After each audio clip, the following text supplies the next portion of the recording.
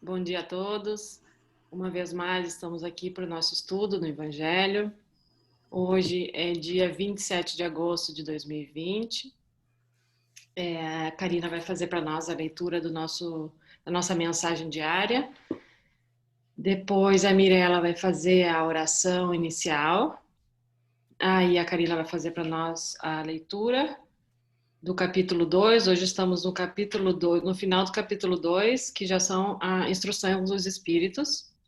E depois eu faço a oração de encerramento. Então vamos lá.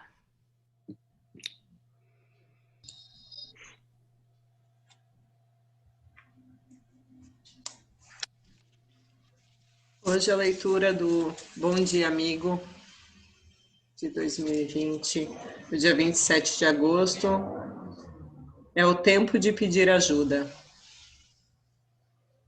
E a primeira frase de Carl Rogers diz: não podemos mudar, não podemos nos afastar do que somos, enquanto não aceitarmos profundamente o que somos.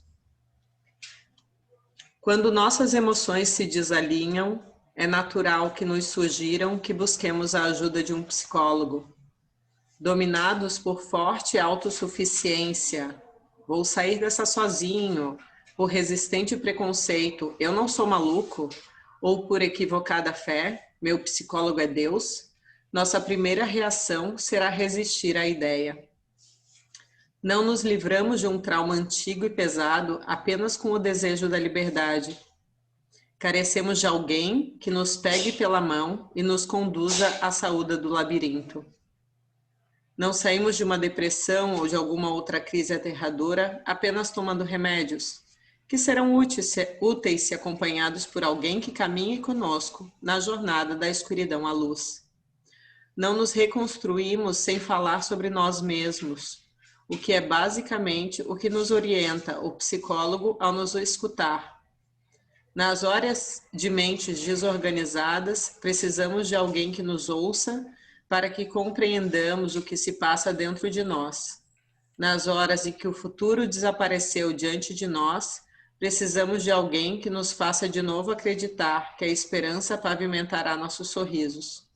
Se precisamos ser acompanhados em nossa recuperação, não devemos permitir que a vergonha nos impeça de buscar ajuda.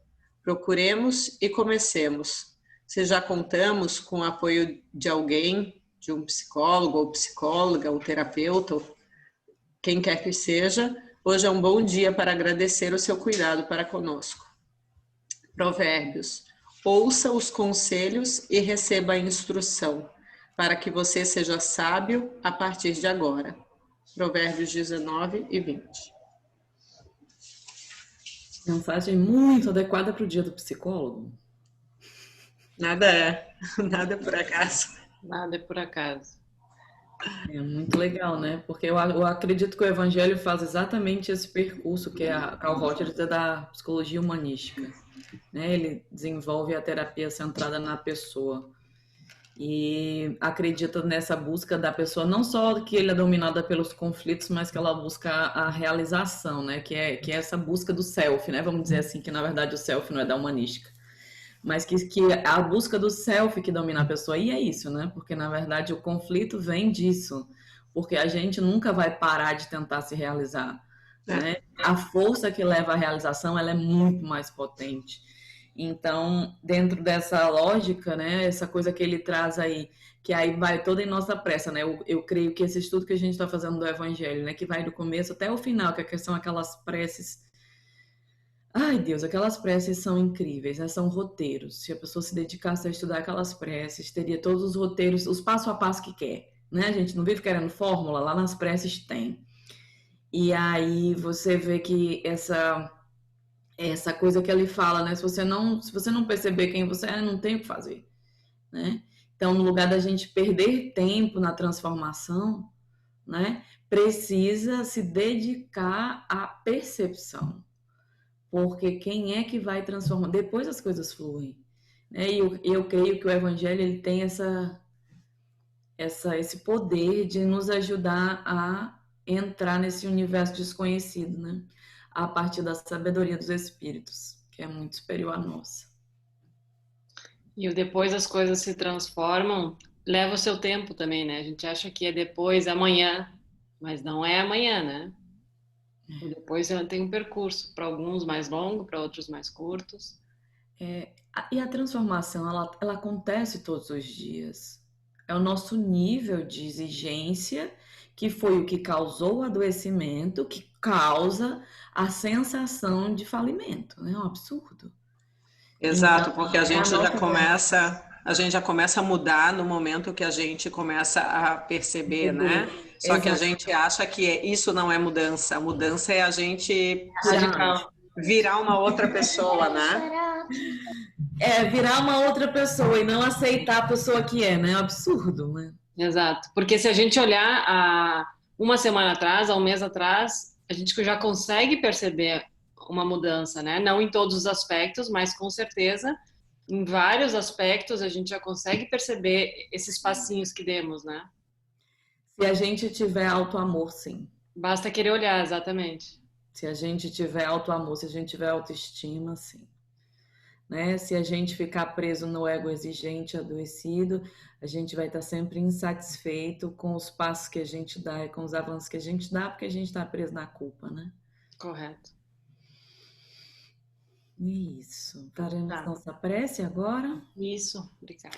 Então vamos fechar nossos olhos, entrar em conexão com a força do nosso coração, da nossa alma, rogando a Deus Pai de todo amor, aos espíritos amigos, que possam nos auxiliar na sintonia para a compreensão e para os processos de ampliação da nossa consciência a partir das instruções desses irmãos, desses espíritos mais adiantado que nós, que podem nos ajudar a abrir as portas da escuridão na qual vivemos. Que possamos, cada um de nós, entrar nesse estudo com a nossa própria luz, com aquele candeeiro, né, que tanto falam as mensagens, acreditando que cada um de nós pode ser portador, né, da luz para a compreensão e depois da luz para a divulgação, para o compartilhamento com os nossos irmãos, daquilo que puder verdadeiramente alcançar nosso coração. Que possamos ser pacientes, serenos e sempre cheios de amor, para que esse estudo possa florescer como uma dádiva no nosso caminhar evolutivo. Que assim seja.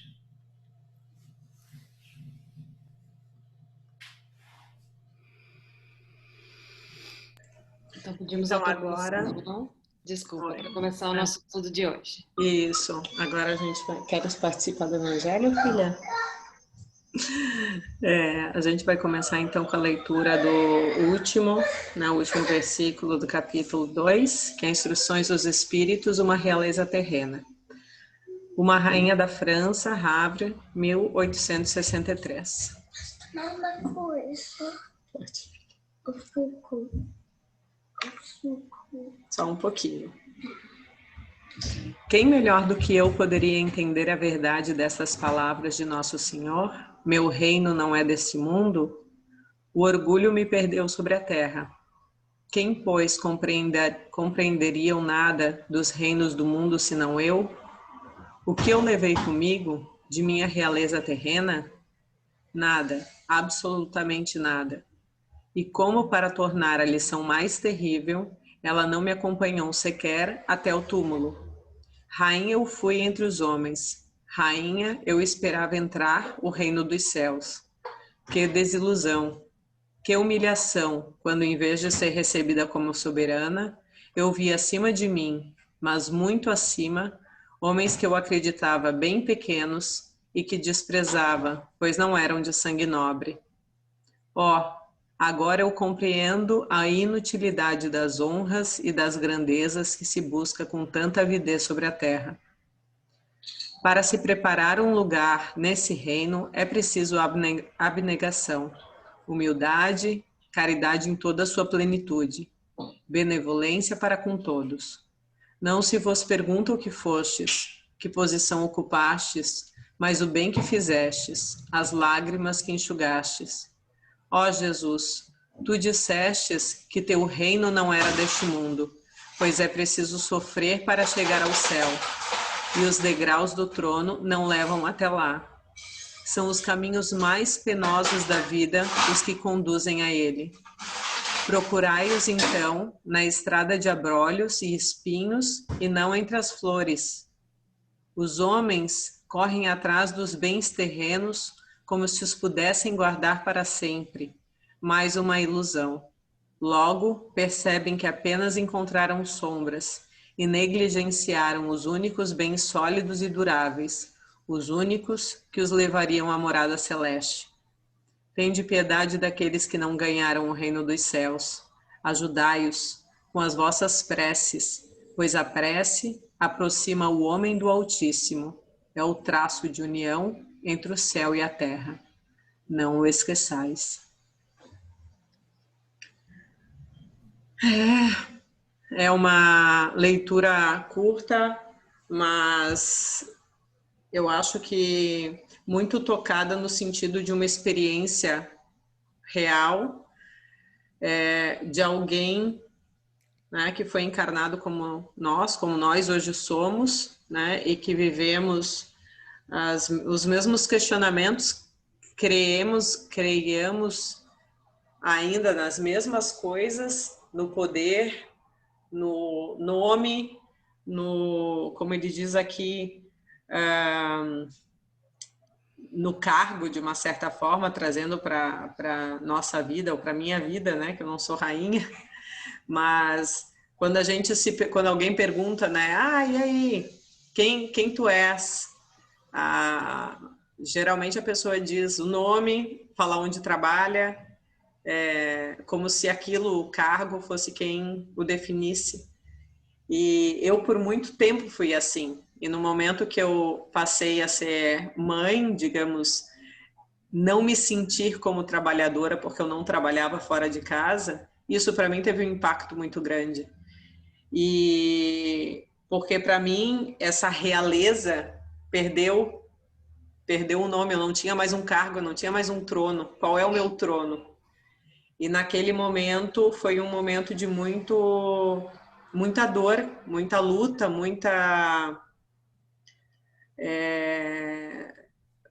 uma tempestade interna muito grande, que, como essa rainha da França fala nessa instrução dos espíritos, que ela teve nesse momento que ela percebeu, né, que aquilo não era nada. Então, é um convite e uma oportunidade para refletirmos sobre isso agora, né, antes de chegar lá, para não termos que passar pela mesma coisa, digamos, cair essa ficha um pouquinho antes, se possível, né? São os apegos, né? Quantos a gente não tem? Exatamente essa frase aqui. Os homens correm atrás dos bens terrestres, como se os devessem guardar para sempre. Mas aqui não há mais ilusões. Eles se apercebem logo de que não há... É muito pequenininho meu livrinho. De que não se agarraram senão uma sombra e negligência, os únicos bens sólidos e duráveis, os únicos que lhes são de proveito na morada celeste, os únicos que podem a ele lhes dar o acesso. A gente realmente, em função essas etiquetas, né, que a gente aprende, eu tenho que ser um profissional, eu tenho que ter este título, né, eu tenho que estudar isto, eu preciso ser aquilo, fazer aquele outro, a gente vai deixando de lado o que realmente é importante, né?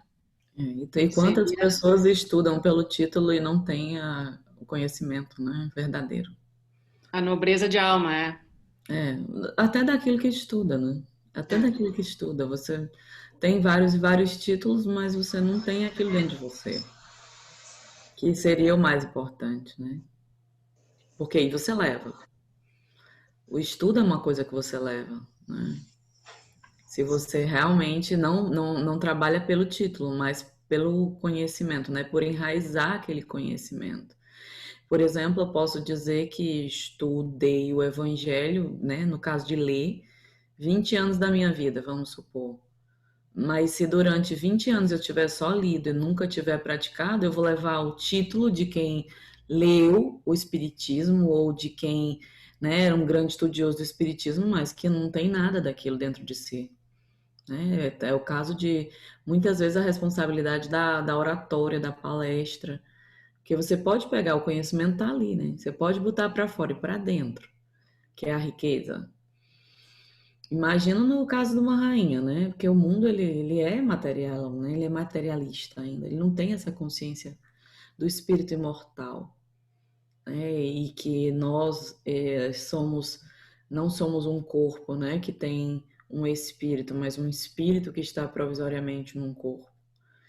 Então a gente não trabalha, até nós, tá? Até nós que somos espíritas, a gente não tem isso ainda, né? Às vezes, principalmente nós, né?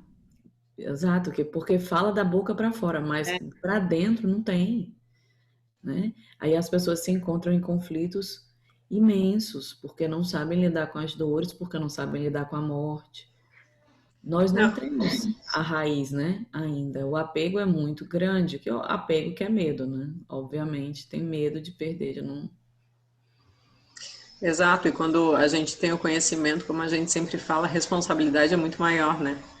Então, como a Má falou, ai, nós espíritas que tantos, né, vazios que têm o conhecimento, então, quer dizer, a responsabilidade é ainda maior se já tem o conhecimento, né? Quando éramos ignorantes, né? Como Jesus bem disse na cruz, perdoa e paz, né? Eles não sabem o que fazem, né? Porque são ignorantes.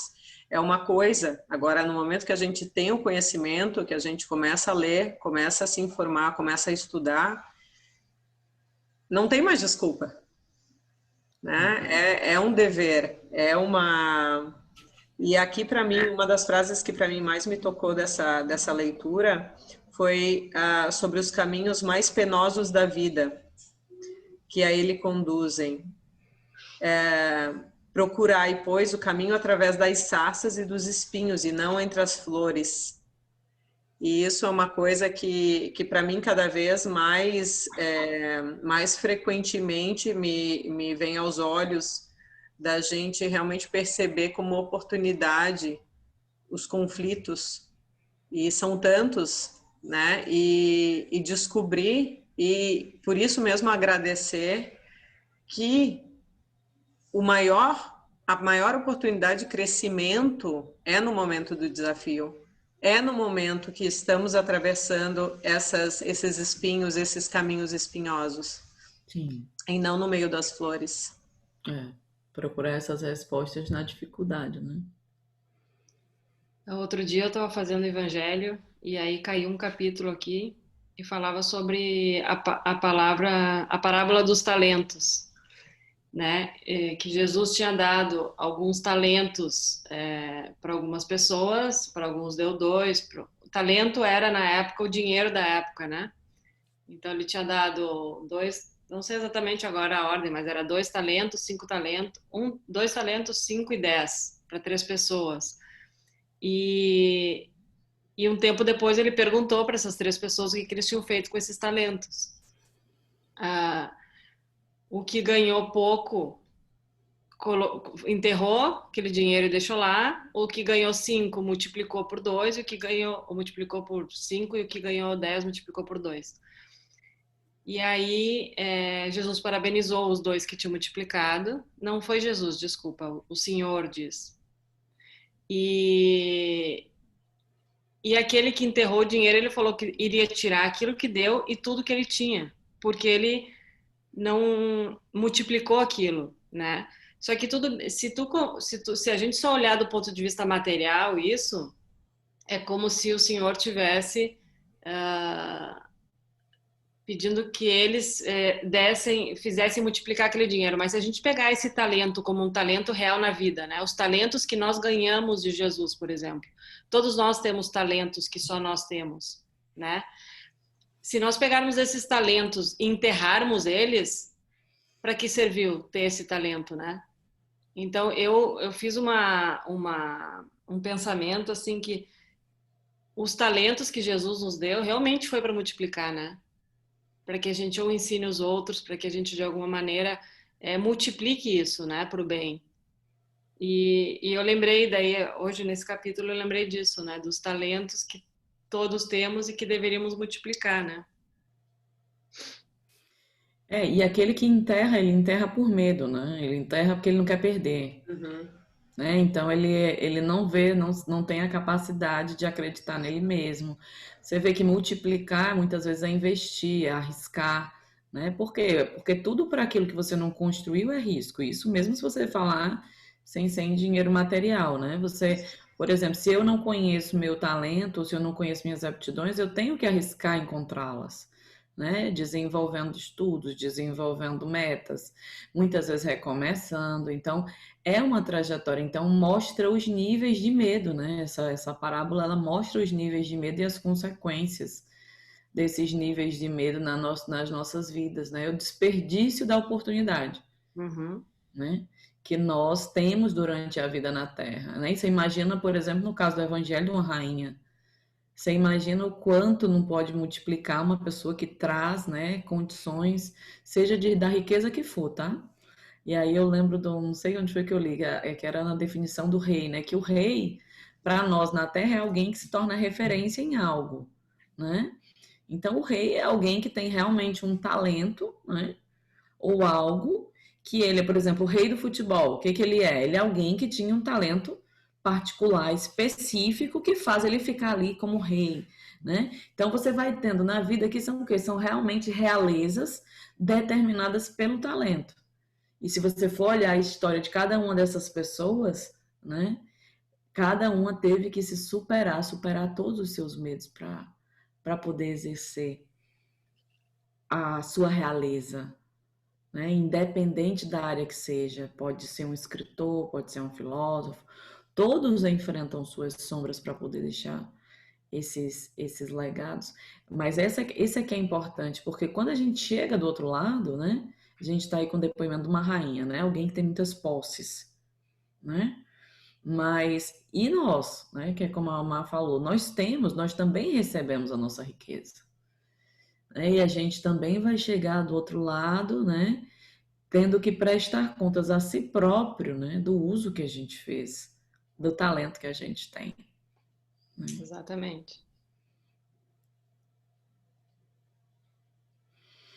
Então fica sempre o convite dos espíritos, porque já passaram por aqui em muitas ocasiões e vem sempre nos lembrando isso, né? Que a gente tentar aproveitar o melhor possível dentro da nossa condição, os nossos talentos, tudo que temos, né? Verdade. E as dificuldades também, especialmente para E não se perder pelo aprender. orgulho, né? Como a rainha, né? Você vê que ela diz, eu me perdi pelo orgulho, né? Ou seja, pensar-se superior aos outros, que um talento pode fazer você se sentir superior. Uhum.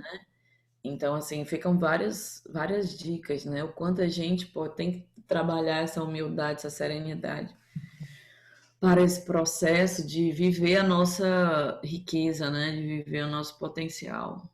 Então, vamos fechar com essa frase aqui, de repente, que diz aqui, ó, para se preparar um lugar neste reino é preciso abnegação, humildade, a caridade em toda a sua prática celeste, a benevolência para com todos. Não se vos pergunta o que fostes, que posição ocupastes, mas o bem que haveis feito, as lágrimas que enxugastes. E acho que para mim me arrepiei.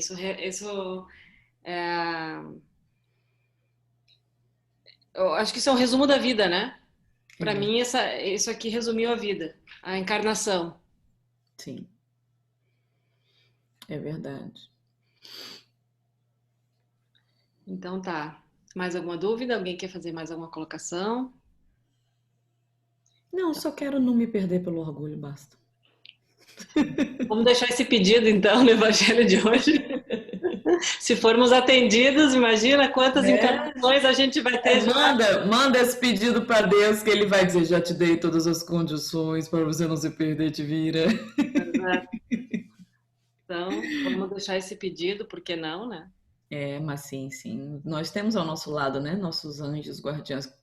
que tentam ao tempo todo nos orientar, né? A gente que perdido nas nossas inseguranças se fixa nas energias de baixo nível, né? Está à Não temos disposição. olhos para ver, nem ouvidos para ouvir, né? Até porque é muito clara a última frase, né? O último conselho da Rainha da França, que ela diz: ajudai-os com as vossas preces, porque a prece aproxima o homem do Altíssimo. É o traço de união entre o céu e a terra. Não o esqueçais. Exato. Então, terminar com uma prece que nos liga ao Altíssimo, né? Exato. Então, tá. Agradecendo aos nossos mentores, que estão sempre presentes nos nossos estudos, aos espíritos que também, desencarnados, que também acompanham esse estudo todas as semanas. Agradecendo tudo que hoje podemos aprender e tudo que vamos desenvolver a partir de agora com as nossas capacidades, com os nossos talentos. Fazer um convite para que todos nós tenhamos olhos para ver e ouvidos para ouvir, que consigamos cada vez mais encontrar o nosso caminho, que cada um tem o seu, sem se cobrar, sem medos. Vamos enfrentando o nosso dia a dia, passo a passo, para que quando chegar o dia de nos encontrarmos com Deus, possamos rever nós a nossa vida com orgulho, porque foi aquilo que conseguimos fazer. O que importa é o esforço. Então, muito obrigada de novo a todos os presentes. E para quem pegou a água, pedimos aos bons espíritos que fluidifiquem a nossa água, para que essa água venha com todas as vitaminas e minerais que precisamos para enfrentar nossa semana, as nossas dificuldades, as nossas coisas positivas também, que tenhamos olhos para conseguir ver tudo que já trilhamos até hoje. E se Deus quiser, quinta-feira que vem, neste mesmo horário, estaremos fazendo mais um estudo. Que assim seja. Que assim seja.